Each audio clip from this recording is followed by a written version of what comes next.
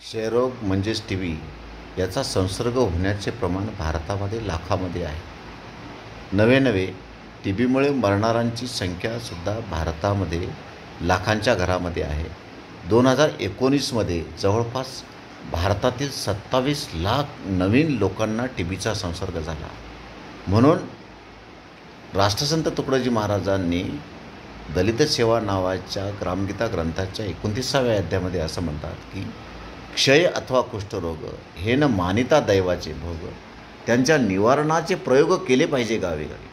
क्षय म्हणजेच टीबी किंवा कुष्ठरोग हे जे आजार आहेत हे केवळ दैवाच्या भोगामुळे होत नाहीत, तर तो जंतूचा संसर्ग त्या पाठीमागे कारणीभूत आहे.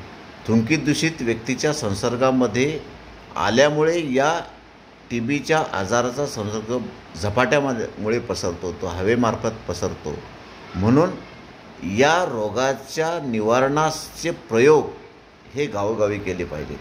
म्हणून शासनाचा जो राष्ट्रीय क्षयरोग निर्मूलन कार्यक्रम अलीकडचा जो कार्यक्रम आहे, या कार्यक्रमाअंतर्गत सगळ्या लोकांना त्या आजाराची माहिती व्हावी म्हणून वैद्यकीय क्षेत्रातल्या सगळ्या लोकांना या कार्यक्रमामध्ये शासनाने अंतर्भूत केलेला आहे. आणि या पाठीमागे उद्देश हाच होतो की या आजाराचं निर्मूलन हे सगळ्या गावामधील रुग्णांचं झालं पाहिजे, हाच उद्देश या कार्यक्रमाचा आहे. आणि म्हणून ज्यांना टीबीचा संसर्ग होईल अशा रुग्णांनी आपल्या जवळच्या आरोग्य केंद्रामध्ये जाऊन त्याचं निदान करणं अत्यंत आवश्यक आहे. टीबीच्या आजाराच्या निदानाच्या अनेक अत्याधुनिक पद्धती आता उपलब्ध आहेत.